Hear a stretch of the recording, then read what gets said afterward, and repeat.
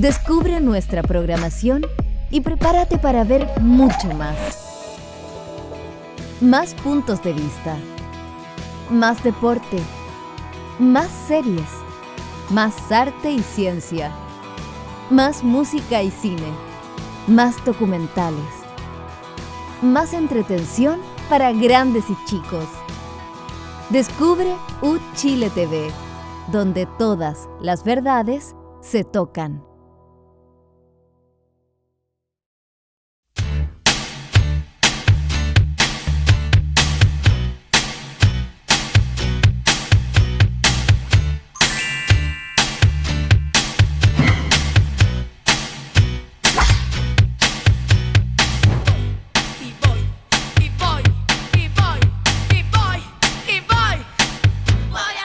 ¿Cómo están? Muy buenas noches, bienvenidos, bienvenidas a esta nueva edición recargada de descabelladas, porque como pueden ver, estamos rojas. ¿Rojas? No, No, pero también es negro y rosa, que también es una tonalidad de ¿sí? rojo. Pues. Es marea También, roja, bueno, como en estamos- Estados Unidos. Usted hablen Claro. por ustedes nomás, chiquillas, ¿ah? Porque todos vinieron de rojo, no sé por qué.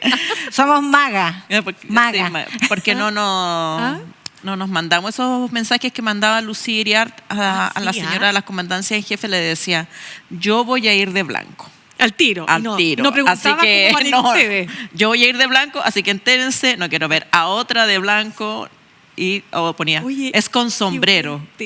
Oye, pero lo que sí hay que confesar en cámara es que sí nos ponemos de acuerdo en el moño. Sí, Si una se hace moño, la otra la otra nadie no más se hace moño. Sí.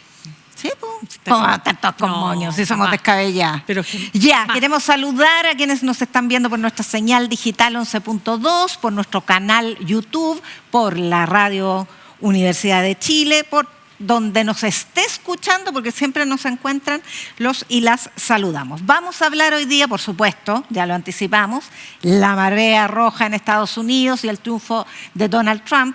Vamos a hablar también del cambio de gabinete que no fue. Algo de subsecretarios cambiaron nomás. Vamos a hablar de los traspiés económicos del ministro Marcel, porque el crecimiento de este año no va a llegar a lo que él pensó que iba a llegar. Todo eso, además, vamos a entrevistar a una especialista en política estadounidense, ya es Catherine Reyes Householder, que ya estuvo con nosotros, pero por supuesto nos va a ayudar también a desmenuzar el resultado de anoche. Partamos con eso, pues. Ya, pues. 277 escaños en el colegio electoral, más delegados de los que necesitaba tuvo Donald Trump. Incluso ganó en voto popular, cuestión que hace muchos años un republicano no había logrado, 51% contra 47,5% de Kamala Harris. ¿Qué me dicen? Yo digo que parta la Ale, porque la Ale vivió en Estados Unidos y tiene Bueno, ahí no una solamente visión. ganó el voto popular, ganó los estados swingers, también ganó Cámara de Representantes, Senado, y ya tenía mayoría en la Corte Suprema. Ahora en el poder va a poder nombrar otro ministro de Corte Suprema. La Corte Suprema ya había sacado una resolución, un dictamen de que los presidentes son prácticamente inmunes por sus actos en el gobierno. Ahora, a fines de noviembre, hay una cita en un juzgado local en Nueva York donde le iban a leer los cargos, la sentencia por los cargos por los cuales ya fue condenado Donald Trump, y adivina, no sé qué sentencia le irán a dar. 3 chilitos y dos un ranitas y un cachipún. horror, Entonces, si bien ha habido presidentes en Estados Unidos que han gobernado simultáneamente con mayoría parlamentaria, no creo que haya ningún otro con el desparpajo de Trump y al anuncio de ejercer esos poderes al máximo. Así que el contrapeso, la idea de los contrapesos del poder en Estados Unidos queda bien en entredicho, en realidad. Ya, Mirna Schindler. yo creo que acá voy a usar un concepto que se ha ocupado mucho para analizar otros fenómenos como lo que pasó en Argentina o en el Brasil de Bolsonaro, en fin, en otras latitudes, y que tiene que ver con esta disputa o con esta contradicción entre la élite y el pueblo. Y claro, parece contradictorio y cuesta entender cómo un representante del establishment, pero que es un representante del establishment que está como por el costado. Algunos dicen incluso que estos grupos más extremos del Tea Party, del Partido Republicano, bueno, se han tomado el Partido Republicano. Se lo fueron tomando. Pero este hombre es un personaje muy particular, que llega a tener este poderío no solo logrando imponerse en el partido, sino además logrando una segunda presidencia, que es lo más llamativo. Pero además logra conectar con el pueblo. Brutal. Porque uno dice, pero ¿cómo? Si este es un magnate. Sí, es un magnate.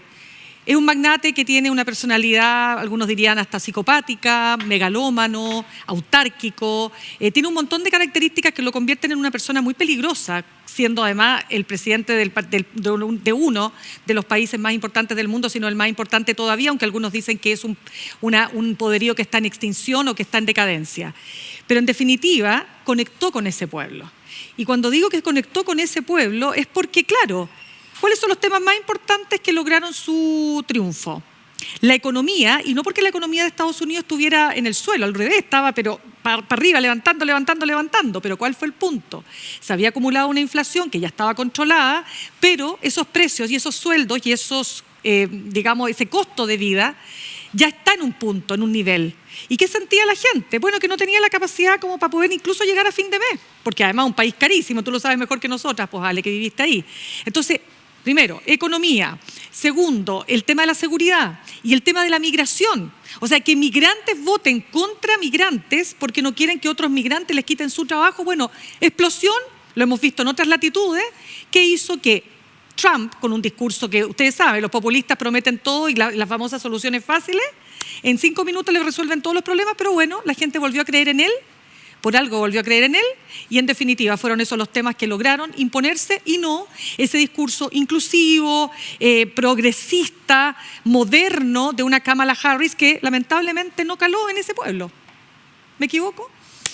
No, yo agregaría un par de datos más que son bien interesantes porque para mayor sorpresa de la que ya tuvimos anoche, además muy tempranamente, estábamos acostumbrados a las últimas 3 elecciones, diría yo, en Estados Unidos, cuyos resultados eran estrechos, bueno, es claro, controvertidos. Eso es lo que se había anunciado, digamos, claro. Incluso los que daban por ganador a Trump decían igual va a haber una elección estrecha. Claro. La sorpresa es que No fue ya en absoluto estrecha. No fue nada estrecho. Y lo que sí fue estrecho es la brecha que logró Trump en algunos públicos específicos de electores que se creían proclives a Kamala Harris. La brecha en latinos, que fueron particularmente golpeados, los puertorriqueños en especial, por la retórica de Trump, se redujo de 33 a 8.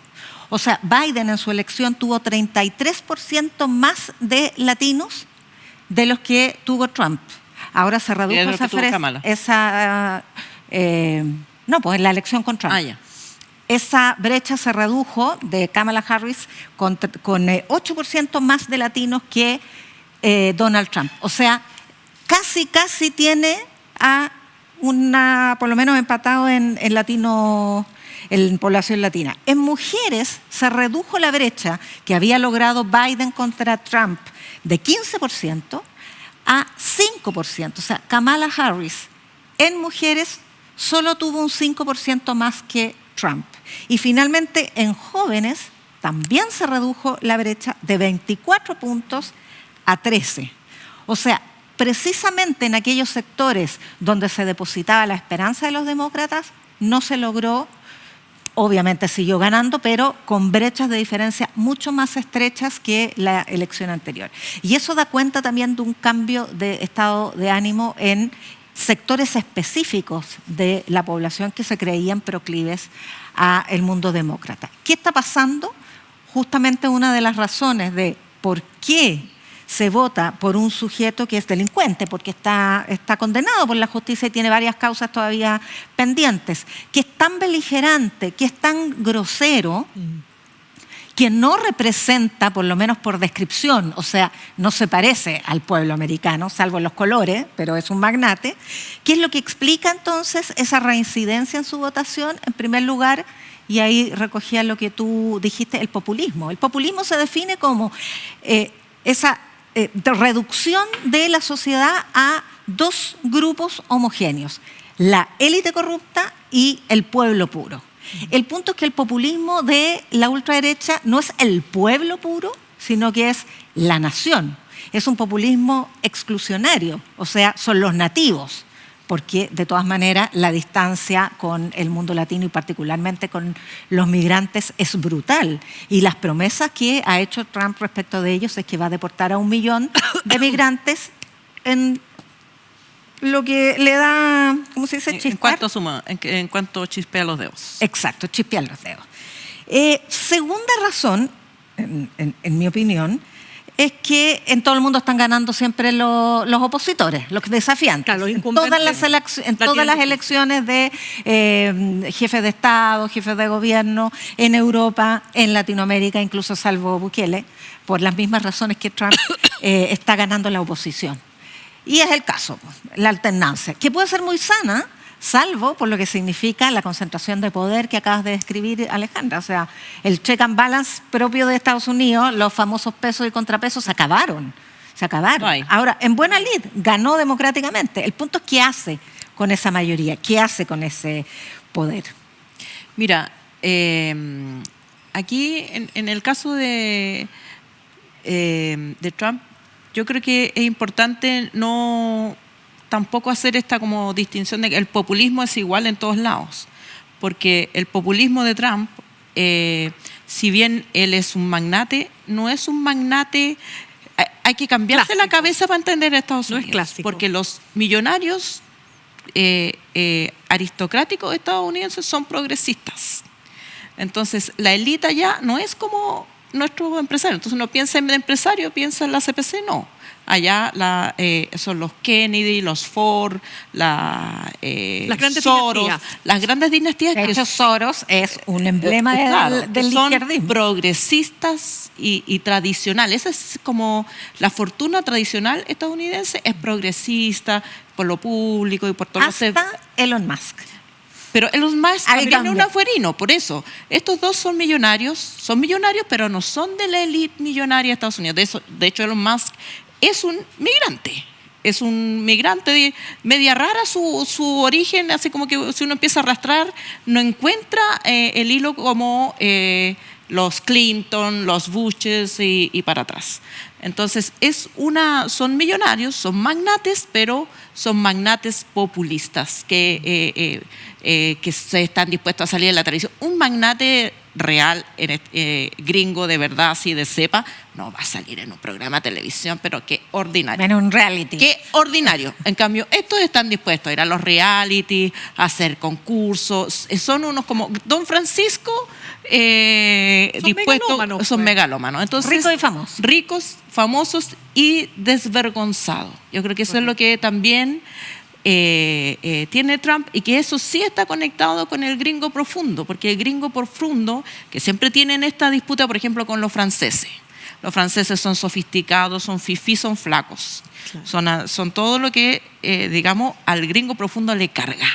Al gringo profundo le cargan los modales, la hamburguesa con muchas papas fritas, y que nadie le venga a decir nada. Claro. Entonces yo creo que en la cultura así profunda gringa, de pueblos gringos, sobre todo blanco, pero esto es muy común. Todos los latinos que llegan allá rápidamente se incorporan a esa cultura. Entonces también los latinos que votan ya son ciudadanos de primera o de segunda generación, no se ven a sí mismos como latinos. Entonces aquí hacemos la interpretación, el latino es un migrante recién llegado. No, ya es estadounidense. Correcto. Y ya no quiere que venga otro, por supuesto. Ojalá que se parezca lo menos posible a su antepasado. Y no porque le va a quitar el puesto, sino que porque no se ve a sí mismo, no se autoidentifica como latino. Entonces, en esa cultura, Trump es como Estados Unidos mira a los franceses. El intérprete. Kamala Harris, todo eso son toda la costa este, más sofisticada, más culta de universidades de la Ivy League. Progresista, pues. No calza con el espíritu. Porque una cosa que te quiero agregar, o sea, es que mira, se ha tratado de instalar esta idea de que Kamala Harris representaba el discurso woke, de la izquierda woke, de la cosa identitaria, ¿me entiendes o no? Y uno dice, claro, efectivamente, recordemos cómo llega Kamala Harris, o sea, llega tratando de salvar los muebles de un partido cuyo presidente estaba con problemas y está con problemas ya, tiene problemas seniles. Objetivamente, algunos dicen, ¿por qué no se fue antes para preparar mejor el terreno? Bueno, lo que se hizo, ya está. Y Kamala Harris, algunos dicen, era una mala líder, otros dicen, oye, hizo lo que pudo. Pero ¿cómo no iba a levantar temas tan importantes para las mujeres como el tema del aborto? Pero evidente que no es lo más importante hoy día para los norteamericanos, pues. No, o por lo menos para una parte de los norteamericanos. muy importante. Se plebiscitó. Sí. El aborto, espérame, es que esto es un dato bien interesante. El aborto se plebiscitó ayer, simultáneamente con las elecciones en varios estados. No me acuerdo exactamente en cuáles. Solo fue derrotado en Florida. Claro. En Florida, que es el estado más No, conservador. pero lo que quiero llegar es que es un tema importante. O sea, lo que yo quiero decir es lo siguiente, pero no tratamos de suficiente instalar para ganar. de que entonces ella se focalizó en un discurso progre que no conecta, y probablemente sea correcta esa mirada, particularmente, te voy a decir algo que le carga a la Ale, con el diario del lunes. El diario del lunes. Bueno, obviamente, estamos de acuerdo. Sí. ¿Por qué vota? Y ahí es donde te quiero preguntar a ti, Al, en realidad, ¿por qué ese norteamericano profundo que le gusta el auto grande y las casas enormes? Porque me consta que son unas casas que viven 2 personas y tienen como 300 metros cuadrados. Y tú dices, ¿pero para qué? Bueno, les gusta esa cuestión. Y el barbecue, que es el asado, y vamos tirando la hamburguesa, y vamos juntándonos con los amigos, y hablan de puras cosas que tienen que ver con cuestiones súper mundanas. Con ese público conecta estupendamente bien Donald Trump. ¿Por qué? Y Ahora, también el norteamericano profundo, déjame tomar esa idea, es el campo y es semipobre, es una persona trabajadora que tiene pocas oportunidades. Tú te estás refiriendo más bien a la clase media aspiracional. Puede ser aspiracional, pero también la que tú pero que señalas, vienen de ahí, pero que vienen de ahí, no pero hay son- un dato, claro. no tienen fortuna heredada. Exactamente. Y que su poder adquisitivo se vio mermado entrando en ese norteamericano más de clase trabajadora, con, por ejemplo, el cierre de las fábricas en Detroit, que es como el alma ¿cómo se llamaba? La ciudad de los motores, ¿no es Sí. cierto? Ya, pero todo eso Ya, pues, También ya existía. estaba con Biden. Todo eso sí. ya existía, incluso más bien, Bueno. es lo que llevó a Biden 1. ¿Qué llevó a Biden 2? Y ahí a mí me gustaría reparar en otro dato electoral bien interesante que hoy día habían, no sé cuáles, miles de diarios que hojeé. Uno hablaba de que en todos los condados del campo, incluso en aquellos estados donde ganó demócratas, ganó Trump. En las zonas rurales. Claro. Y eso confirma una de las hipótesis que ha estado siempre detrás del análisis del fenómeno de la ultraderecha. Y es que este distinto clivaje, no solo entre periferia o ruralidad y ciudad, sino que en los valores postmaterialistas que priman en la ciudad, en el mundo de cultura desarrollada, en las personas con aspiraciones a niveles de igualdad, respecto de minorías también, en aquellos valores civilizatorios en materia de género, en materia de medio ambiente, en materia de derechos humanos de segunda, tercera generación. Esas preocupaciones no las tiene el campo profundo. No, pues. Y es allí donde, reitero, incluso en los estados donde Kamala Harris tuvo mayor éxito, en el específico, el territorio más campesino, más periférico, ganó Trump. Claro. Sí, pero no le alcanzaría. No le alcanzaría solamente con eso, porque si no hubiera ganado, tal como Hubiera dice, ganado todos Biden. esos factores estaban cuando Estamos viendo ganó- las Claro. distintas variables, estos múltiples. Claro, cuando ganaba Obama y tal. Pero a mí me parece que ahí, por supuesto, hay una reacción no explicitada de los hombres. Trump ganó en los latinos hombres, ganó en los blancos hombres. O sea, gana en aquellos sectores que de alguna manera se sienten amenazados por el empoderamiento de la mujer o por lo que percibe de los juicios contra Trump por acoso sexual o por esto o lo otro. Realmente lo apoyan a él, no a las mujeres. Ese clivaje yo creo que quedó en duda, fíjate. Esa era la aspiración, la hipótesis que se manejó para el diseño de las campañas, que Kamala Harris iba a ganar en mujeres y que por lo tanto tenía que tratar de movilizar ese electorado. Pero por eso el dato que les dije al comienzo es tan relevante. Sí. Reducir la brecha de género. Pero es porque de estamos 15 hablando de multifactores, pero o sea, sigue siendo una brecha. Pero se redujo. Pero se redujo porque está el otro tema, que es el tema económico. Y en el tema económico escuché un análisis súper bueno, te tocó trabajar en pandemia afuera de tu casa o pudiste hacer teletrabajo.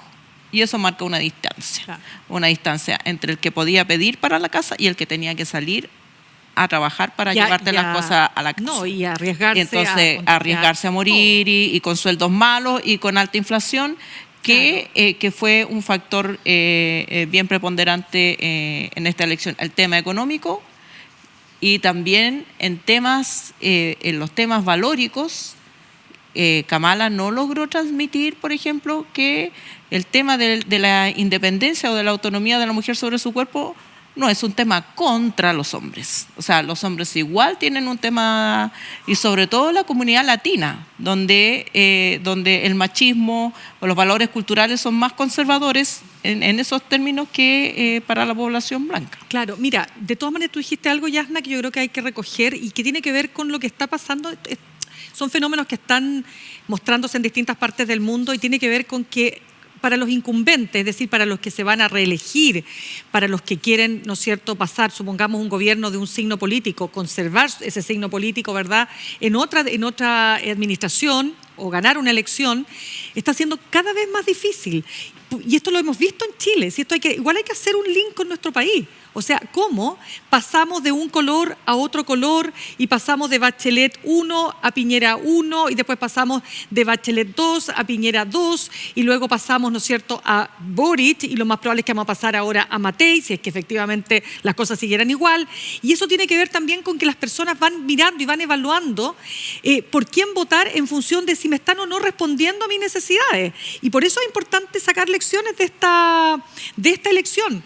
Porque tal como yo conversaba hoy día con la analista internacional Paulina Astroza, ella me mencionaba una autora que me pareció muy interesante, que es Eva Ilú, que tiene un libro que se llama Las emociones contra la democracia. Es una pensadora franco-israelí que señala básicamente que las personas hoy día están votando por 4 emociones: miedo, asco, resentimiento y amor a la patria. Y esas emociones Donald Trump las encarnó, uno diría desde el punto de vista de la comunicación política, de manera perfecta. Bueno, y pensemos en lo que va a pasar, porque ya conocemos sus propuestas. Desde el aumento de aranceles, que involucra a la economía mundial, es nuestro segundo socio comercial, Estados Unidos, así que las exportaciones a ese mercado van a estar bastante dañadas por aquello, hasta lo más grave, la existencia de la especie. Si él no va a respetar las metas de descarbonización, ya ha dicho que va a seguir perforando. Pero si él no tiene el cambio climático. Es un negacionismo, pero un negacionismo que en realidad no tiene que ver con la convicción, tiene que ver con el dinero. Y esta coalición con autócratas de todo el mundo, como los rusos, como el norcoreano, como le gustan los autócratas. Claro. Víctor Orbán estás hablando. Que fue el primero en saludarlo ayer. Orbán en Hungría. Bueno, el mismo argentino. Que está tomando nota así al pie de quién lo llamó primero para saludarlo. ¿Cuánto se demoran? Boris todavía no lo hace o ya. No sé. Borisito, por favor, llámalo. Llámalo ahora. No, pero acuérdate que Boris llamó a Milei al tiro, ¿no? Ya, bueno, pero sí, da lo mismo, Chile da lo mismo, pero él está tomando nota de cuánto se demoran los presidentes en llamarlo, cuánto se demoran los republicanos en llamarlo. Tiene ahí su lista negra. Y yo le pondría mucha atención a esta coalición de intereses con Elon Musk, porque eso es mucho más que una amistad entre oligarcas. Sí. Eso es una coalición entre la gran empresa tecnológica. Son millonarios, no son oligarcas. Y un gobierno, que son las dos cosas. Y un gobierno sin contrapesos, con poder absoluto de los 3 poderes del Estado. Vamos a ir a una pausa. Te creo que ya terminó el primer. Terminamos y se nos fue como 3 temas de la pauta, así que volvemos enseguida. Mira.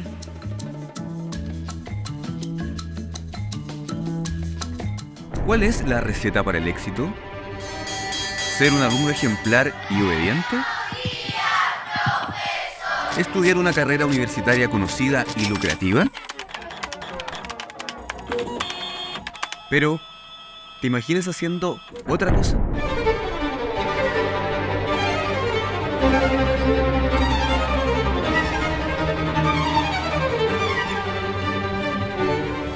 Quizás la mejor receta es simplemente hacer eso que te apasiona. Te invito a conocer personas valientes y sorprendentes que nos cuenten los secretos de sus oficios extraordinarios.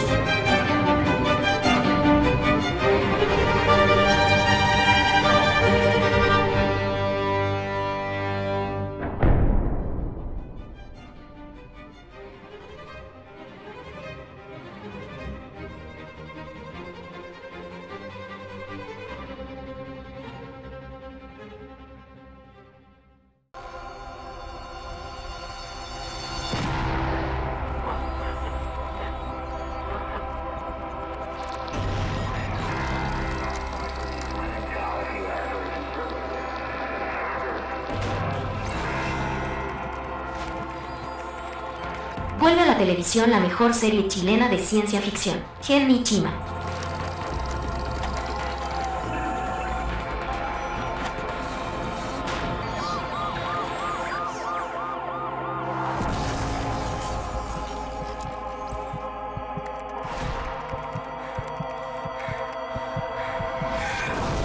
Gen Nichima, no te la puedes perder. Todos los jueves a las 23 horas solo en las pantallas de Uchile TV.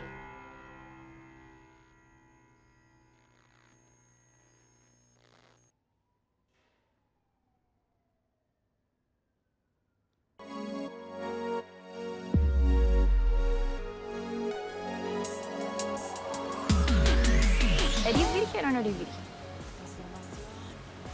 Wow. ¿Y vos?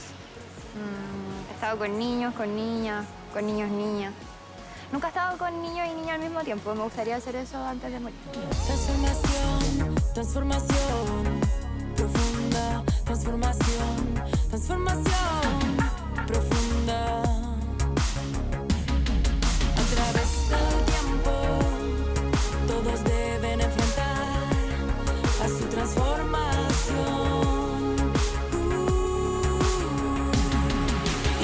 Bichos raros, todos los lunes a las 23 horas por Uchile TV.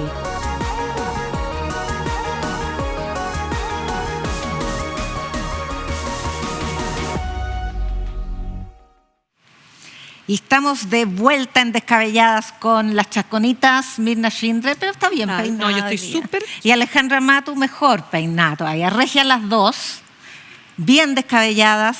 No se olvide, tengo que pasar este aviso, que el 8 y 9 de noviembre es la Teletón y Uchile TV se va a sumar a esa transmisión viernes y sábado. Hoy No se yo lo tengo una pierdan. queja, no la puedo decir ¿Cuál? públicamente. No. Tenga, venga. Pero dígalo. No, que hay un banco, no voy a mencionar el banco, que adhiere Este a la banco, Teletón, por supuesto. en el cual yo tengo mi cuenta corriente. 24.500-03. Y antes antes de las funciones sí. básicas, Te como pone el transferencia, tiro, te pone, sí. dona, oye, si eso es voluntario, es Claro. como, No, estoy de acuerdo. como te equivocáis de botón y termináis haciendo la transferencia a la Teletón. Ya. Bueno. Concéntrese cuando va a hacer una transferencia, señora. Tiene No. solución. No, es que no hay posibilidad de decir, no me ponga ese botón. Ya. Bueno. Oye, botón que no se apretó esta sería? semana es el del cambio de gabinete. No hay cambio de gabinete, dijo el presidente Boric. Quiero a Magnífico. mis ministros me trabajan porque así los quiero bien a lo largo. Sí, y sorprendió, ¿ah? Fue un golpe al avispero, se podría decir, ¿o no? Sí, pues, yo creo que lo más Alejandra. sorprendente es, primero que nada, que para hacerlo tuvo que hablar con cada partido, me imagino yo, para decir, ¿vas a llevar a Janet Jara al Senado? ¿Vas a llevar a Carolina Tobar, que ya, bueno, no iba al Parlamento, podía quedarse, pero todos los nombres que estaban, hasta antes del caso Monsalve, que estaba incluido el propio Monsalve. Pero sí, Monsalve se veía claro, como se candidato veía, presidencial. claro. Todo lo habíamos dicho aquí. ¿Qué pasó? Ya. Tú lo dijiste. Ah. Sí, yo lo dije. Me hago cargo.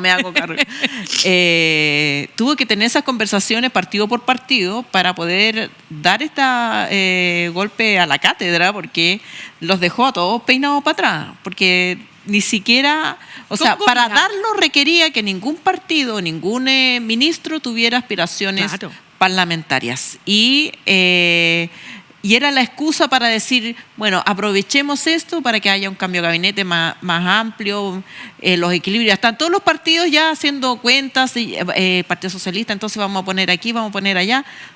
Les golpeó a todos, no solo a la oposición, sino que también fue un golpe dentro del oficialismo, decir, se quedan todos, así que no hay nuevos equilibrios, no hay cambio. Yo lo encontré como jugada política impecable. Bueno, y no olvidemos que todo esto en un marco de un asedio, porque esto ya es un asedio, lo que ha habido contra Carolina Toá. Toda la información que todavía se conoce, que ha trascendido. Mira, déjame hacer este punto, Yasna, porque yo creo que es importante señalar. ¿Por qué no te dejaría? No, porque tú quieres que yo hable solo del cambio de gabinete, pero yo quiero decir algo. Dije eso. Hagan lo que queráis. Porque te conozco hace 36 tenemos años. Tenemos Es más, jefa. creo que son más de 36 años ya no vamos a cumplir, de amistad. Bueno. Ay, ella. Yo también la conozco, ¿ya? Una que la conoció casi con jumper de colegio. Sí, igual no me saludaron para el cumpleaños, pero bueno. Sí, pero yo le dije a la Yarna, yo no tengo Facebook, no tengo cómo, y se me olvidan todos los cumpleaños. Sí. Ya, Con suerte al grano. Con suerte los de mis hijos. Bueno, cuento corto. Lo que quiero decir, todo esto en un marco de una Carolina Toá que ha estado muy asediada, con una amenaza que estuvo muy fuerte de acusación constitucional. Las razones cuales hayan sido, no quiero señalarlas, o sea, no quiero ponerlas en primer punto, pero me parece bien lo que ha hecho la UDI. Me parece bien que Guillermo Ramírez dijera, mire, sabe que en realidad no hay agua en la piscina, y que tome una actitud un poco más de protección de la institucionalidad, porque uno podrá decir, el gobierno reaccionó tarde, no reaccionó al tiro, frente al tema tarde, 36 horas después, pero ya querer buscarle la quinta pata al gato respecto de si Carolina Toá estaba en el fondo avisándole, advirtiéndole, y todo un asunto que está investigándose y que está por esclarecerse todavía.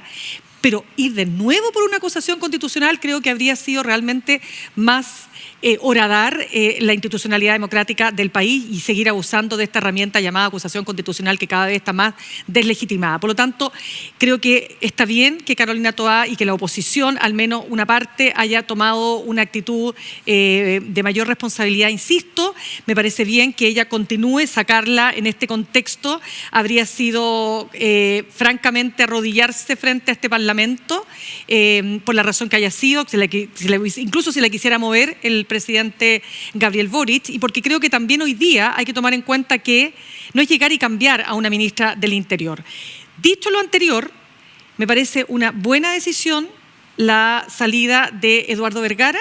Uno podrá hacer una evaluación después con mayor calma, cuál fue su trayectoria. Alguna vez entrevisté a un exfiscal, soy mala para los nombres, pero que me decía que el gran problema de la seguridad, él decía, estaba en el señor Eduardo Vergara. En ese tiempo no estaba el caso Monsalve. Subsecretario de Prevención del Delito, quien salió hoy día junto a otros 4 subsecretarios. Claro, allí sí hubo cambio. Ya, pero en su lugar pusieron a Carolina Leitao. Carolina Leitao, ustedes saben, ex demócrata cristiana, pero por 3 periodos consecutivos, una alcaldesa que ha tenido mucha popularidad en la comuna de Peñalolén. No se podía reelegir porque ya había cumplido su 3er periodo. Una mujer que fue ganando en experiencia política. Uno ha visto la evolución que ella ha tenido, de cuando partió a cómo terminó, que recordemos tuvo ella a cargo de la vocería de la campaña por rechazar este segundo texto constitucional, y me parece con una experiencia, vamos a ver, ahí tenemos un punto con la Yasna, con la Ale, pero a mí me parece que es una mujer que al menos tiene una gran virtud, una tremenda experiencia territorial. No, sí, mi punto no tiene que ver con sus capacidades, que las aprecio y me parecen súper importantes, sobre todo que en prevención del delito, mucha gente cree que prevención del delito son solo carabineros en las calles, y prevención del delito son muchas medidas territoriales como espacios comunes, actividades para los niños, en fin, muchas actividades de recomposición del tejido social para que jóvenes y adolescentes no se vayan a sean tentados por el delito. Me parece súper bien desde ese punto de vista. Lo que sí creo que es en el contexto actual, dos mujeres en cargos relevantes. En el cargo de seguridad. Volvamos en el ejemplo estadounidense, ¿no? Claro. A mí me parece que es poner demasiado fuego en un lugar donde la gente tiene sesgos, prejuicios, y que cualquier error, cualquier tropiezo, cualquier comentario no necesariamente preciso y que es muy probable que ocurra, son presas fáciles de la patota de redes sociales. Desde el escándalo del ex subsecretario Monsalva, que el feminismo está súper de moda en la derecha, así que eso no creo que sea problema. Pero sí, pero yo creo que, si me permite, solamente el apunte de Carolina Toá. Yo no creo que la derecha esté así como, vamos a respetar la institución, entonces no. Ya el tema, que el mecanismo de la acusación constitucional, la gente ya lo tiene hasta acá, entonces... Es poco popular. Es poco popular, pero también la misma derecha ha dicho, vamos a ir por otros caminos. Y esos otros caminos va a ser hacerse parte de las querellas. Lo que no van a hacer por acusación constitucional van a hacerlo a través de la justicia. Entonces, tampoco es como que quedó con puertas. No deja de ser, que esto lo haya decidido la derecha o la UDI, como quiera llamársele, cuando quedan muy pocas semanas o días para la segunda vuelta a gobernadores, porque podría haber sido incluso, si hubiese sido legitimada, el instrumento le estuviera legitimado, habría sido un buen elemento electoral. Yo creo que tiene que ver con el tema electoral justamente el cambio de actitud de la derecha tradicional. No es Baladí, el presidente de la UDI, que dentro de Chile Vamos es el partido con más disposición a la confrontación, el que dijo rápidamente, apenas el presidente descartó un cambio de gabinete, no vamos con una acusación constitucional, va a tener menos votos esta vez que la vez anterior, que fue la semana pasada. Si esto ha sido bien recurrente. Creo que tiene mucho que ver con la alta valoración que tuvo los candidatos de la derecha más tradicional. Renovación Nacional recuperó su condición de primer partido y lo hizo justamente diferenciándose de Republicanos, que dejó de crecer. Por lo tanto, esta estrategia de ir al choque creo que va a bajar un poco, está habiendo más paños fríos, porque la presión que existió para hacer un cambio, no un ajuste acotado de gabinete como el que había anticipado el gobierno que iba a hacer para que aquellos ministros y ministras que quisieran postularse al Parlamento pudieran salir en el tiempo que la Constitución les obliga. Ellos empezaron a exigir un cambio profundo, una reestructuración. Quiero que los cambien a todos, decía Evelyn Matei. Entonces, este golpe de timón, porque coincido en que de eso se trató, una señal de fortaleza, de empoderamiento a las dos ministras que estaban siendo más criticadas por el mal manejo del caso Monsalve, que fue la ministra Orellana, que sí quería postularse a un cargo, y la ministra Toá, que sigue esperando ser candidata presidencial, son empoderadas, son ratificadas en sus cargos. Incluso cuando el presidente dice no hay cambio de gabinete, las menciona a ambas de manera específica por la importancia de sus funciones. Y tiene otro mérito, que es lograr que esos ministros y ministras que querían ir a cargos no abandonaran el declinen, claro. No abandonaran el barco, porque generalmente el gobierno, el pato cojo, entre otras características, es sufrir la estampida de todos los elencos porque no quieren contaminarse con el fin. Que es pura pérdida. Exactamente. Entonces, dos méritos. Primero, es ser exactamente lo contrario de lo que le pidió la derecha. Y segundo, mantener a su elenco estable, empoderado, con esta señal además de liderazgo más masculinizado. Ya, oye, perdona que yo sea desconfiada y mala onda y mala leche, pero me parece que el presidente haga lo contrario de lo que la derecha quiere y que la derecha se manifiesta dócil, uno piensa... No se habrán puesto de acuerdo y entonces uno ve y el nombramiento de la Contralora. Buena. Sí. Oye, eso es un gran tema. Sí. 46 votos casi unánime con un solo rechazo. Yo creo la primera mujer ¿Cómo olvidar Contralora General con el antiguo Contralor? Sí, porque la echó. Claro. La suspendió. Sí. Pero tú te puedes imaginar cómo una mujer que es... O sea, más allá si tenía o no razones, eso no tengo idea. Estoy hablando simplemente de lo que uno vio. ¿Y qué vio? Una mujer asediada, que decide no salirse de la Contraloría, aunque la dejen en el pasillo, en el último rincón, sin computador, Abajo el subterráneo. debajo del en el subterráneo, estacionamiento. sin internet. Y ahí quedó, y ahí siguió, Hubo y ahí un siguió. caso recuerdo de... Ya, lo voy a Ya. contar. ¿Qué?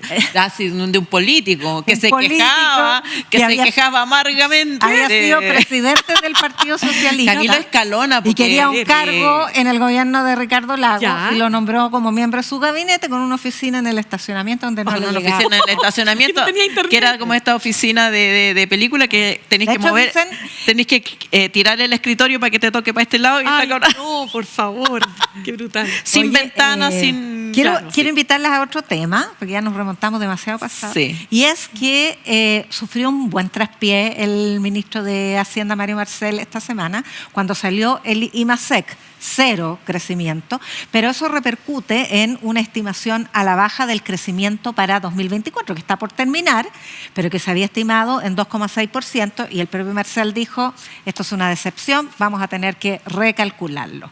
Él venía muy bien para la aprobación del presupuesto 2025 porque traía la aprobación del proyecto de cumplimiento tributario que allegaba bastantes recursos, no tanto como los que se esperaban una reforma tributaria, pero allegaba algo de recursos para el gasto público del año que viene. Tenía ciertas holguras en ese sentido, pero con esto queda súper desacreditado además en su condición invicta de siempre acertar a la cifra. Yo no recuerdo una cifra que no haya acertado. Porque Esa es la además primera. fue presidente del Banco Central, entonces Tiene el ojito afilado. tiene el ojito afilado y claro, ya y algún datito le pasarán, pues digámoslo, que el Banco Central muy autónomo será, pero habrá algún intercambio de información ahí.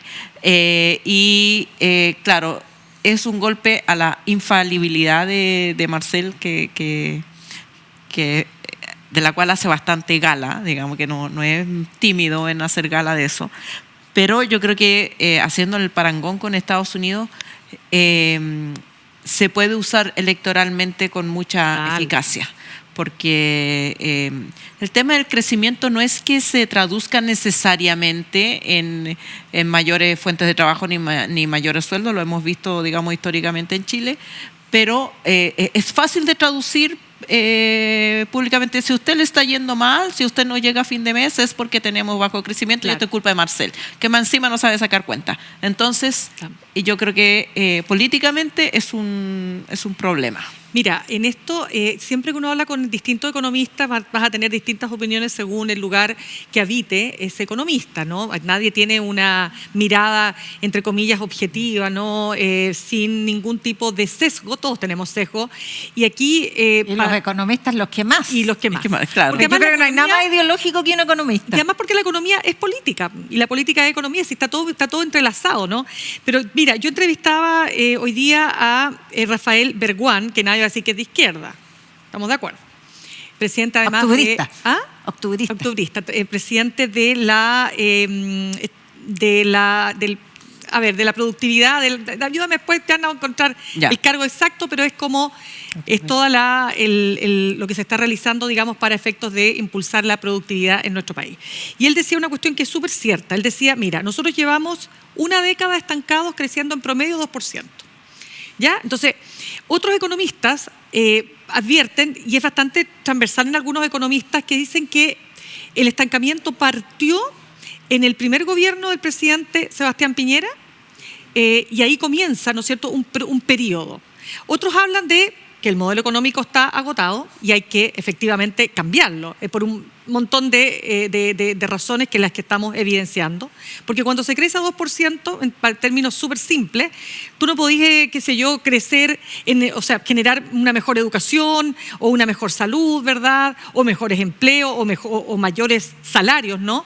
Porque estás creciendo muy bajo. Yo estoy de acuerdo con lo que tú dices, que no porque tú crezcas más, le haces chorrea para abajo y todos vamos a estar felices. Sabemos que eso no es así. Sabemos que tiene que haber políticas que tiendan, ¿no es cierto?, a generar mayores condiciones de igualdad y mayores condiciones de distribución de la riqueza.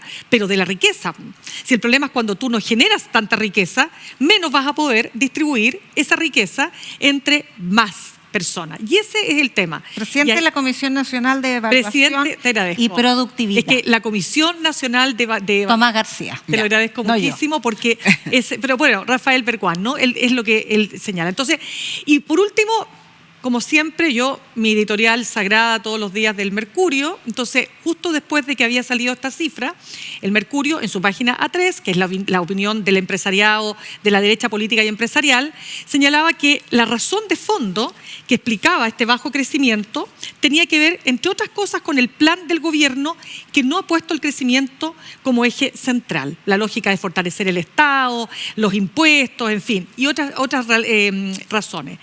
Y si es verdad, y si bien es verdad que a este gobierno le costó poner el crecimiento al centro, eso es un hecho de la causa, rápidamente se dieron cuenta que había que hacerlo, que efectivamente sin crecimiento no puedes, digamos, materializar ninguna de las promesas que has propuesto, ¿no? Por lo tanto, solo culpar a este gobierno de eso es una mirada que se queda corta. Pero mira, esa desdén por la actitud de la coalición de gobierno hacia el crecimiento es bastante falaz. De hecho, es muy probable que este sea el primer gobierno que logre crecer en promedio durante su mandato por sobre el PIB tendencial después de 30 años. Efectivamente, el crecimiento económico en Chile va en declive y no hace 10 años, sino que década tras década va bajando. La primera década del 90, 6,1, la segunda década del 2000 al 2010, 4 y tanto, después de 2010 a 2019, 3 y tanto, y la última década, incluyendo 2 gobiernos de Sebastián Piñera, ya vamos en torno al 2. Y el PIB tendencial es eso. ¿Qué es el PIB tendencial?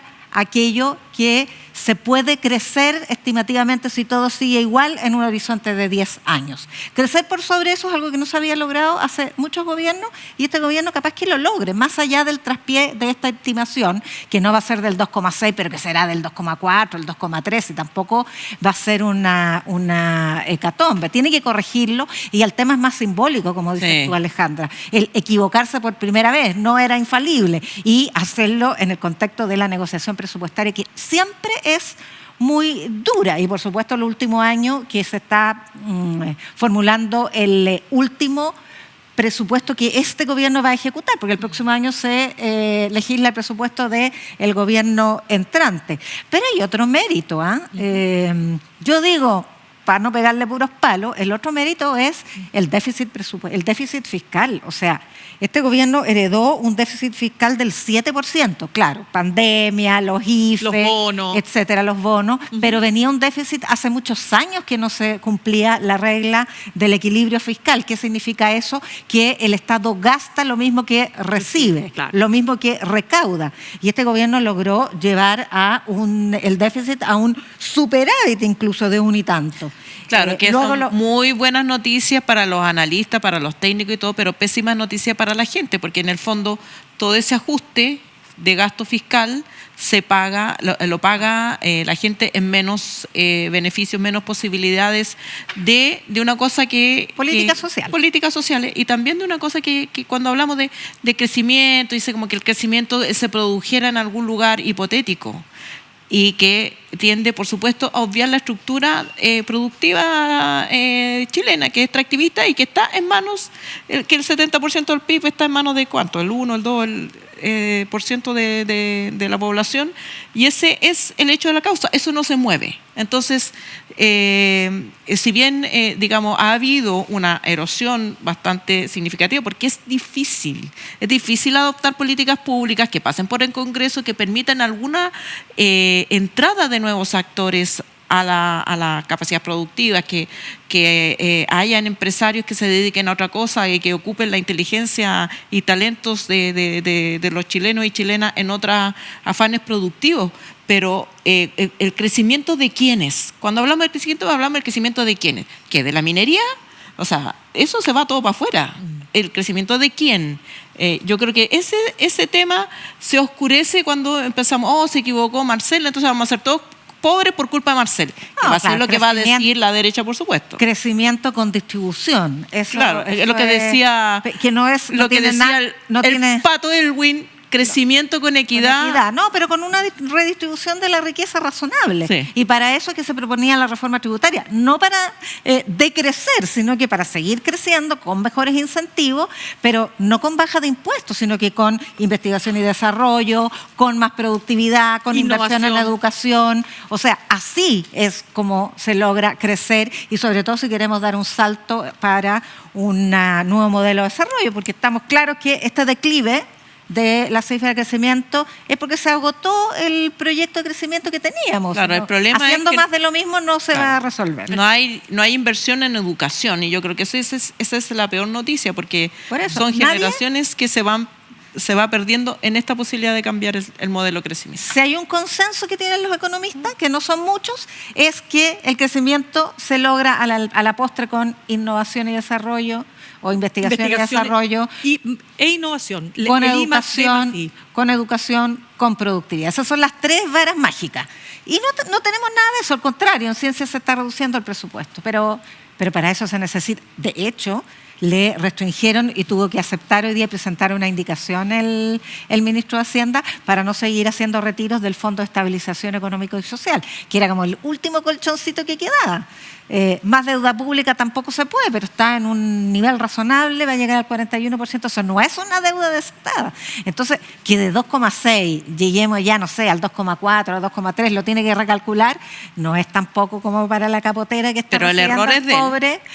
Pero digamos que el error es de él, porque a él le encanta salir a decir lo que habían dicho todos los economistas. Los agoreros. Porque aquí está la cifra tal cual la dije yo. Mejor digámoslo. Y si me apuráis, puedo recordar que en algún minuto dijo, y capaz que crezcamos no solo al 2,6, sino que al 3. No, claro. dijo. ¿Sí o no? Yo creo que lo dijo, pero a mí me acuerdo de ¿Sí o no? Se entusiasmó. Ya nos tenemos que ir.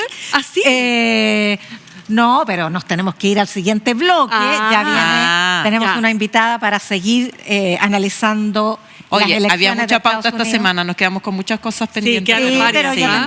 Pero tenemos que volver a el impacto de las elecciones de Estados Unidos con la entrevistada Catherine Reyes Householder, que viene enseguida. No se vaya de nuestra sintonía, ya volvemos.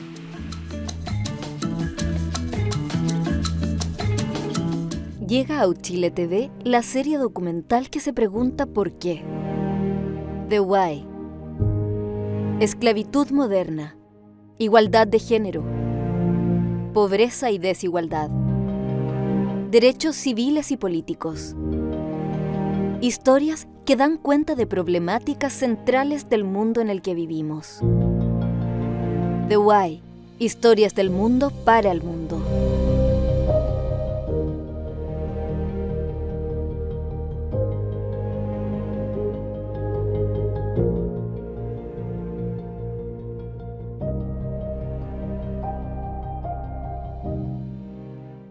Soy Yuyi Filipovich y estoy de vuelta en televisión, animando mi nuevo programa ¡Vamos, que se puede! Un matinal como la gente.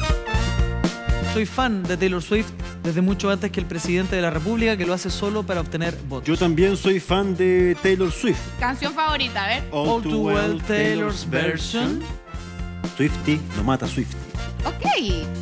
Con grandes invitados. Recreaciones de la vida real. Un tremendo equipo de profesionales. ¿Y el canal todavía no me paga, Tecnología de punta. Me muero. Es igual a como yo la encargué. Mira, tiene mi cara.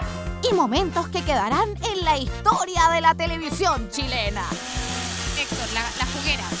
La juguera, Ya se me chorró y partiste la almacena, tráeme cigarro. ¡Ayuda! ¡Me fracturé! ¡Pablo! No te pierdas. Vamos, que se puede. Por las pantallas de Uchile TV. ¡Nos vemos!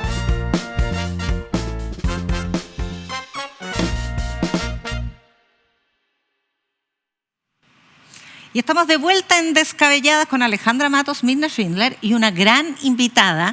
Ella es la académica politóloga, académica de la Universidad Católica y también investigadora de el COES, Catherine Reyes Householder. Bienvenida, Catherine. 1.000.000 de gracias por acompañarnos hoy. No, gracias a ustedes por la invitación. Y por su pronunciación podrán ver que además es una experta en Estados Unidos, en Gringolandia. Decimos. Así que, ¿de qué vamos a hablar si no es del resultado de ayer? Pero particularmente varias curiosidades. La sorpresa. Hace muchos años, corrígeme tú si no es cuántas elecciones, en que republicanos que había triunfado en electores no lo había hecho en voto popular, en electores, digo, delegados. Yeah, cierto. Entonces, la última vez que ganó un candidato presidencial republicano, el voto popular fue en 2004, la reelección de George W. Bush. George Bush, cierto, perdió el voto popular en 2000, pero ganó el colegio electoral y después, eso fue durante la guerra en Irak, cierto, en tiempos de guerra, ganó su reelección y el voto popular. Pero cierto, ha sido 20 años, es la primera vez que Trump gana el voto popular, que le da aún más impulso, más poder, más fuerza al final para su agenda legislativa, para sus planes. Históricamente se ha pensado siempre que el colegio electoral favorece al Partido Republicano, pero tal vez eso podría cambiar en el futuro. Pero esta vez hay coincidencia, digamos, entre el voto popular y el colegio electoral. Por lo menos no es un argumento porque el argumento favorito de los demócratas es decir, bueno, pero nosotros ganamos el voto popular en el caso de Al Gore, en el caso de Hillary Clinton, y se daba toda esa discusión de que el problema es con el sistema político, pero aquí ganó, digamos, en todos los flancos. ¿Qué pasa con Estados Unidos respecto de sus como convicciones antiguas? A mí yo me preguntaba, no sé, pues en 1990 o en 1980, un estadounidense no votaría por un candidato con amistad con Rusia. O sea, era como el demonio de la Guerra Fría, cualquier cosa que dijera ruso es como el enemigo de la patria. Y en este caso hay una amistad bastante ostensible de Trump con Putin. ¿Cómo es posible que eso no le afecte al electorado? ¿Cómo te explicas tú los cambios culturales, si es que hay, que explican esa faceta por lo menos? Lo que observamos con Trump es una fascinación con dictadores, ¿cierto? Sí. Líderes autoritarios, ¿cierto? Tiene una preferencia para el liderazgo horizontal, masculino, ¿cierto? Tradicional. Y hay algo, no es solamente Trump. Dentro del Partido Republicano también hay corrientes autoritarios, ¿cierto? Hay otras figuras, ¿cierto? En el partido. Ted Cruz, el gobernador de Florida, Ron DeSantis. Entonces hay tendencias que van más allá de Trump, pero claro que Trump encarna ese tipo de liderazgo y por eso habla bien de dictadores en otras partes del mundo. Y, eso es un miedo, ¿cierto? Lo que va a pasar con Ucrania en particular es que Trump no va a apoyar, ¿cierto?, la causa en Ucrania. Y ahí hay un poco de conflicto también con otros líderes republicanos en el Senado que han estado apoyando la causa en Ucrania. Y eso va a ser interesante igual ver si esos líderes... que son 4 o 5 hombres en el Senado, republicanos que apoyan Ucrania, y eso va a ser interesante ver cómo el desenlace de eso en el mandato de Trump. Sí, Catherine, nosotros estábamos hablando aquí con mis compañeras respecto de cómo se rompe un poco esta unidad de los checks and balances, ¿no es cierto? Es decir, que los poderes del Estado, legislativo, judicial, ejecutivo, se contrapesan. Acá él va a tener el poder total. ¿Qué implica eso? Está ganando el poder a través de elecciones limpias, ¿cierto? El colegio electoral. Parece que la Cámara de Representantes también va a tener control de los republicanos y también el control en el Senado. Y esto no fue así, fue así también el primer mandato de Trump los primeros 2 años. Entonces, cuando Trump gana, ¿cierto? En 2016, 2017, adquiere el poder y tiene control también del Congreso. Y después en las elecciones de medio término, ¿cierto? Los demócratas llegan al poder en la Cámara de Representantes, que hacen impeachment. Entonces, hay impeachment, pero el Senado republicano frena eso. Entonces, Trump no sale de poder. Esta vez, nuevamente va a tener control de la Cámara con los republicanos y también el Senado. Pero esta vez también tiene 6 justicias conservadoras en la Corte Suprema. Entonces, eso es... Iba a nombrar uno más, ¿no? Iba a nombrar, claro, un juez, ¿no? Eso, sí, pero ya tiene mayoría. Ya tiene mayoría, sí. Ya hemos visto los efectos de tener una mayoría conservadora en la Corte Suprema. Una de las cosas, ¿cierto?, fue de que la Corte Suprema pronunció de que el presidente tiene inmunidad para actos oficiales. ¿Qué significa actos oficiales? Es una pregunta abierta, ¿cierto?, para el sistema judicial y otros jueces federales de decidir eso. Pero eso claramente le ha dado más poder, ¿cierto?, a Trump. Ahora, Trump se escapó de la justicia. Tenía 4 juicios en contra de él. Un juicio en Nueva York donde fue condenado es un asunto menor, pero sobre documentos falsificados, fue condenado. Iba a haber la sentencia meses atrás, se postergó, todavía no hay sentencia. Hay 2 otros juicios al nivel del estado de Georgia, en donde es acusado también con 19 otras personas de intentar revertir los resultados de la elección en el estado de Georgia en 2020. Ese probablemente se va a parar, pero la Corte Suprema conservadora podría tener algún poder ahí, intentar tal vez frenar ese caso. Y los 2 otros juicios levados contra él son levados por el Departamento de Justicia, que forma parte del Poder Ejecutivo. Y es el fiscal nacional, ¿cierto?, que lleva esos juicios. ¿Qué va a hacer Trump? Va a cambiar al fiscal, claro. Se termina. Entonces se escapó de la justicia también. Ahora, impunidad, como tú lo has mencionado. Poder absoluto en los 3 poderes del Estado. Fascinación por los dictadores y esa concepción del enemigo interno al que aludió permanentemente durante su campaña. Durante la campaña. Incluso amenazando con perseguirlos, detenerlos, etc. ¿Esta deriva autoritaria es real o es solamente retórica? O vociferante. Lo que vimos en el primer mandato de Trump es que sí habían intentos de hacer daño a sus enemigos, pero no salían tanto los medios de comunicación. Ahora, para la gente que votaba por Trump, no piensan que él es una amenaza para la democracia. Sí, dice esas cosas, pero no es importante, él realmente no va a actuar de esa manera. Entonces, para las personas que votaron por Trump, ¿cierto?, la democracia no era un tema fundamental. Y si es que la democracia era un tema fundamental para ellos, es porque pensaban que la última elección fue robada, que Trump había ganado en 2020 y por ende el sistema electoral tiene fraude y va en contra de Trump.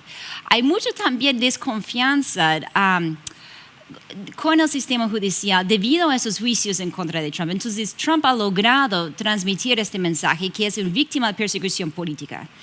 Sobre todo en este caso en el estado de Nueva York, en Manhattan, ¿cierto?, que fue condenado por un tema nuevamente bastante menor, pero es un crimen técnicamente, es delincuente condenado. Pero muchas personas pensaban que eso fue el sistema judicial en Manhattan yendo demasiado allá, intentando demasiado perseguir a un candidato presidencial, intentando usar el sistema judicial para fines políticos, al final. Como lawfare, ¿no? Y fines partidarios. Entonces, allí se escapó de la justicia y muchas personas le dan un aplauso a eso. Pero la pregunta es si Trump realmente intenta, por ejemplo, perseguir a Pelosi, perseguir incluso se comentaba hoy día en la mañana los analistas que él lleva una lista de cuánto se demoraron los partidarios del Partido Republicano, quién lo llama primero, cuánto se demoran en llamarlo para felicitarlo, también los presidentes del mundo. Él ¿Tiene este afán revanchista? ¿Tú crees que realmente lo va a ejecutar o es solamente verborrea? Yo creo que hay mucho discurso violento que no se realiza en la realidad, pero el discurso violento también tiene muchísimo poder simbólico. Y eso puede permear la sociedad y fomentar violencia que vimos el 6 de enero de 2021 en el Capitolio. Trump no estaba allí, ¿cierto? Pero estaba allí diciendo que vayan. Lo incitó. Y no intentó usar la policía para frenar la violencia, ¿cierto? Se dudó.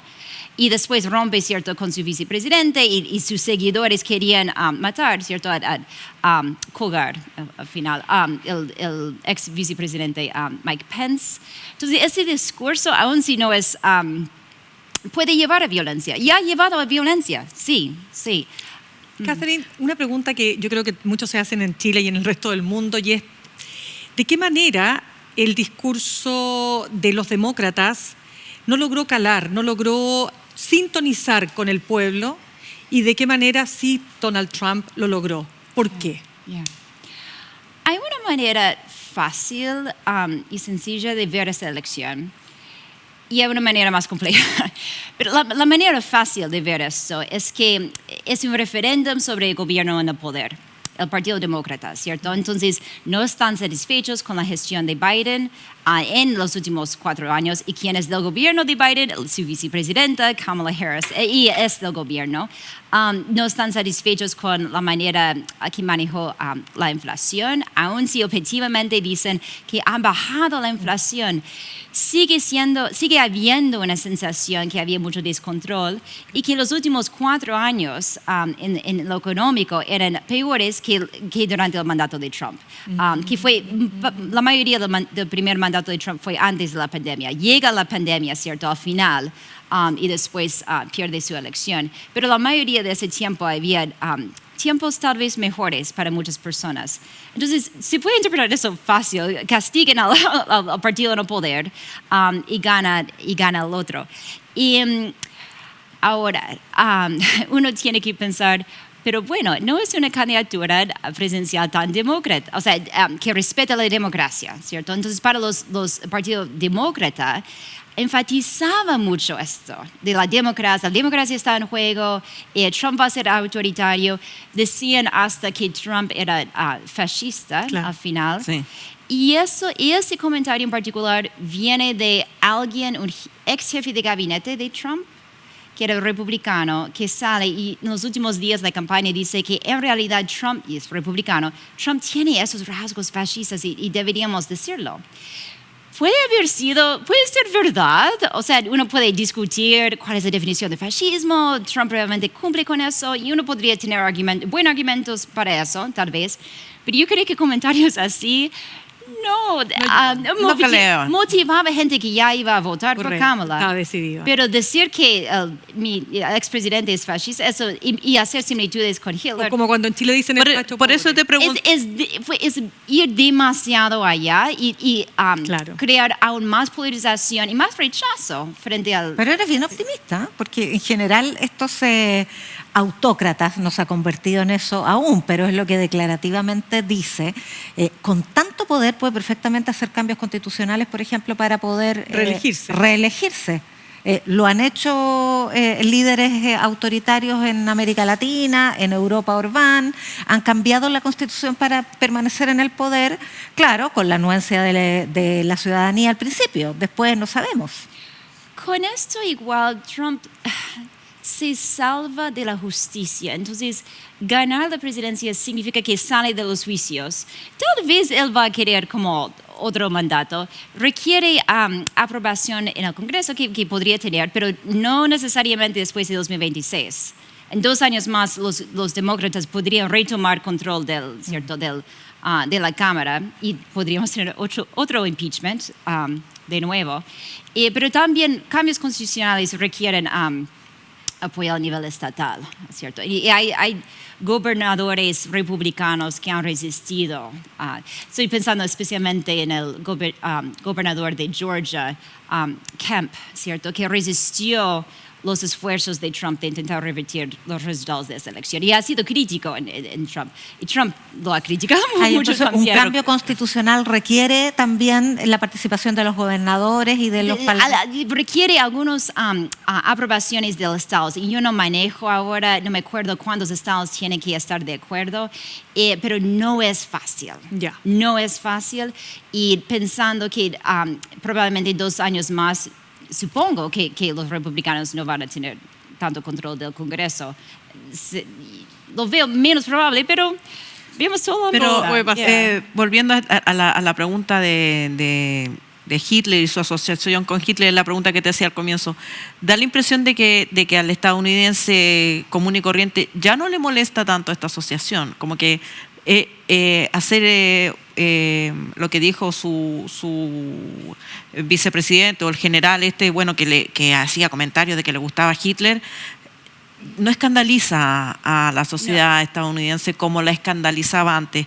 ¿Se ha perdido esa noción?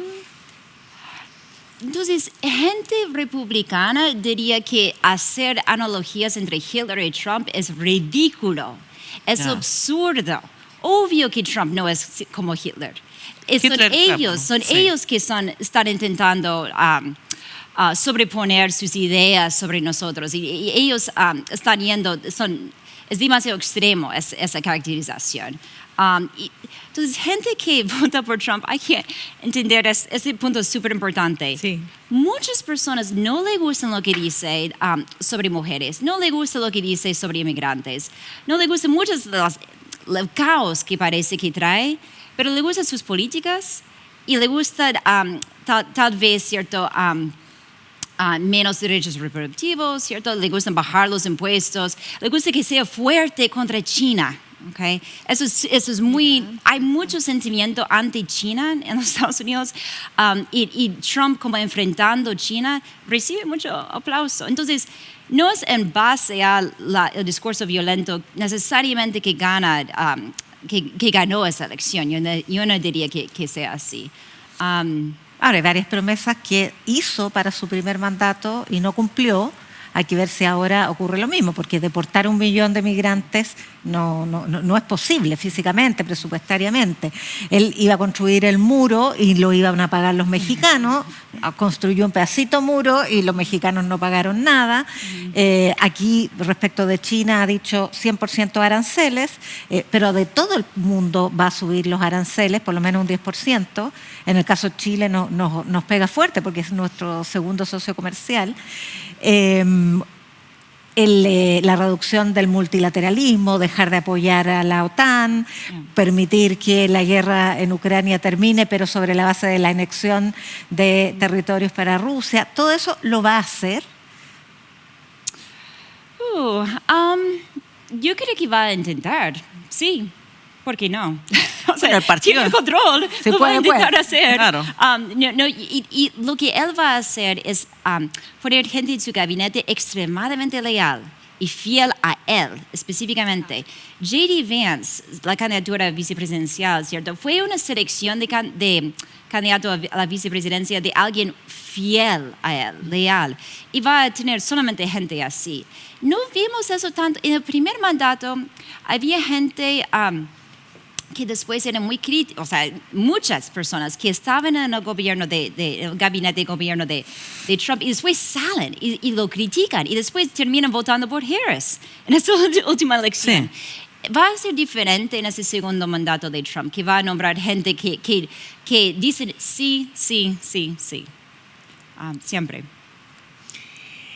Más preguntas. Yo quiero saber por qué los demócratas se posicionaron como el establishment. Si eso es gracias a la oratoria de Trump o efectivamente este pueblo, el estadounidense profundo, se siente más protegido por los republicanos o los trumpistas más bien, aunque se tomó el partido, y los demócratas pasaron a ser el establishment, la élite que les da la espalda, que quiere statu quo. ¿Qué hizo ese partido para instalar esa imagen? Sí, o sea, hay dos entendimientos de establishment, ¿cierto? Es el partido en el poder y no hay mucho que hacer si uno es o presidente Biden o vicepresidenta representan el establishment, quienes están en poder. Pero hay otra idea aquí que son de la élite. Yo creo que eso es fundamental. Hay nuevos estudios sobre eso, ¿cierto? De cómo el Partido Demócrata está volviendo más y más el partido no de la clase trabajadora, ¿cierto? La gente de la clase que tiene diplomas universitarios. Y el Partido Republicano que se está convirtiendo más en votantes quienes no tienen educación universitaria. En las universidades, ¿cierto?, los Estados Unidos, hay una percepción de que son bastiones, uno podría decir, de progresismo. Claro. Entonces, y que todo teorías más críticas, ¿cierto? Temas de género, temas de transgénero, nuevas identidades, etc. La política de las identidades es muy fuerte y la censura también de ideas conservadoras. Entonces, hay más desconfianza también en las universidades en los Estados Unidos que solamente aceptan ideas progresistas. Hay una gran división, un clivaje que estamos viendo. Entonces, temas como democracia, derechos reproductivos, en el pasado el tema de democracia no era tan importante como vimos en esta elección, pero también temas de derechos reproductivos. Normalmente temas presenciales que son más importantes es la economía y temas también del empleo y inmigración. Entonces, tomar un par de temas que uno podría decir que son más niche, tal vez, o también más intelectuales, en términos de, especialmente el tema de democracia, temas un poco más intelectuales, puede haber algún tipo de desconexión aquí. Perdona. Última pregunta. Última pregunta, Cachipún. Es que ellos no me habían dado la palabra. Yo dirimo, Alejandra. Ya. Dale. El orgullo nacional. El orgullo nacional estadounidense, en esta misma distinción entre élite y pueblo, el pueblo estadounidense, desde Clinton, cuando Clinton firmó estos tratados de libre comercio con todo el mundo y que significó sacar fábricas, industrias fuera de Estados Unidos, que era lo que generaba una fuerza trabajadora con suficiente poder adquisitivo para hacer lo que se les diera la gana, digamos. No necesariamente escribir a una idea o a otra, sino que vivir la vida, el sueño americano. Ahora, esa promesa es la que les hace Trump, ¿no? Yo voy a cerrar las fronteras, vamos a hacer las industrias acá y vamos a aumentar aranceles. Si logra eso, ¿es posible entrar a una nueva faceta norteamericana o ya el mundo no se lo permite? ¿O ya la forma en que está establecida la economía global no le va a permitir a Trump esto? Porque a mí me parece que en eso sí me resuena, no sé, Hitler también fue electo en elecciones y también había esta idea del orgullo alemán herido. Sí. Dentro... yo no sé si todos los republicanos están de acuerdo con aumentar tanto los aranceles y por los efectos económicos que podrían tener, ¿cierto? Entonces, ese proteccionismo, yo creo que sí va a haber más conflicto y guerra, digamos, económica, ¿cierto? Con China, como había, ¿cierto? En el primer término.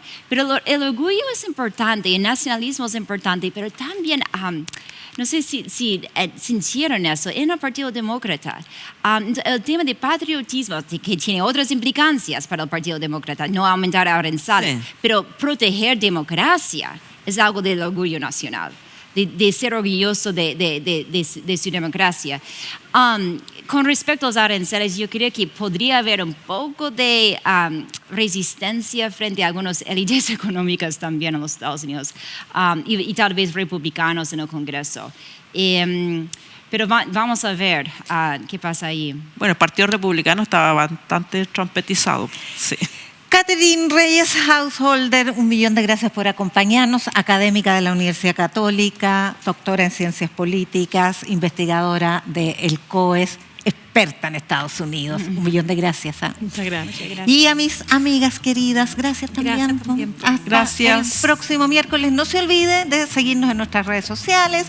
Puede volver a vernos, búsquennos. ¿Dónde no estamos o dónde sí estamos? No estamos en Tinder. No estamos en Tinder. Todos todo lo demás no se encuentra. Porque además hay un emprendimiento por ahí en... No me digas que X-Fire. No X-Fire, On Fire. On pero Fire, no. Me contaron que hay algo por ahí de Con Y, eso. Pero búsquelo con Y. Buenas noches. Pero sí no nos olvide de coordinar la ropa. Eso sí, la próxima vengo de negro.